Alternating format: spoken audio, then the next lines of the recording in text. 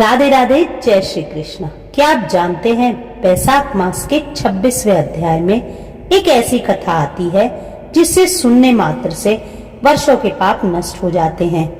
एक गरीब भक्त ने सिर्फ एक लोटा जल चढ़ाया और भगवान ने उसे बना दिया राजाओं का राजा। आखिर ऐसा क्या था उस जल में, जानने के लिए कथा अंत तक जरूर सुनिए। बहुत समय की बात है, राजा विक्रमसेन नाम के एक धर्मात्मा राजा थे।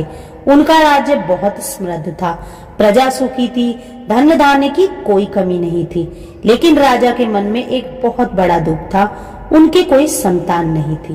राजा और उनकी रानी पद्मावती ने अनेक यज्ञ किए, दान किए, व्रत किए, लेकिन संतान सुख नहीं मिला। एक दिन राज्य में एक तेजस्वी संत आए, महर्षि नारद। राजा ने उनके चरण पकड़ लिए और बोले, हे मुनिवर, सब कुछ होते हुए भी हमारा जीवन अधूरा है, कृपा करके उपाय बताइए। महर्षि नारद ने ध्यान लगाया और बोले, राजन, पिछले जन्म में आपने एक प्यासे ब्राह्मण को जल देने से मना कर दिया था। उसी पाप के कारण आज संतान सुख से वंचित हो। यदि तुम बैसाख मास में प्रातः काल स्नान करके भगवान विष्णु को शुद्ध जल अर्पित करोगे, ब्राह्मणों को दान दोगे और अध्याय 26 की कथा सुनोगे तो तुम्हारा कल्याण होगा। राजा ने उसी दिन से व्रत शुरू कर दिया।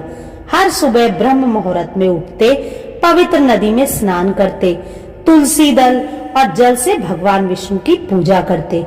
उन्होंने गरीबों को भोजन कराया, प्यासों को जल पिलाया, ब्राह्मणों को वस्त्र दान दिए। पूरा बैसाख मास उन्होंने सच्चे मन से सेवा की। मास समाप्त होते ही महल में अद्भुत प्रकाश फैल गया, आकाश से पुष्पों की वर्षा होने लगी और भगवान विष्णु स्वयं प्रकट हुए।